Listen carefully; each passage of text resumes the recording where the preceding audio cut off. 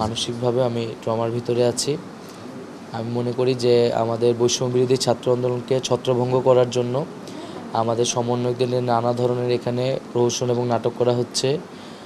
এখানে আমাকে গুম করা হয়েছিল, অন্যদেরকে নিয়ে মিডিয়ায় নানা ধরনের বিভ্রাট তৈরি করা হচ্ছে, নানা ধরনের বিভাজন সরকারের জায়গা থেকে তৈরি করা হচ্ছে, আমাদের একতাকে নষ্ট করা হচ্ছে এবং ইন্টারনেট না থাকার কারণে এবং নিরাপত্তা সংকট থাকার কারণে আমরা একসাথে বসতে পারছি না, একসাথে আমরা যোগাযোগ করতে পারছি না। ফলে আমাদের সিদ্ধান্ত নিতেও আমাদের সমন্বয়হীনতা দেখা যাচ্ছে।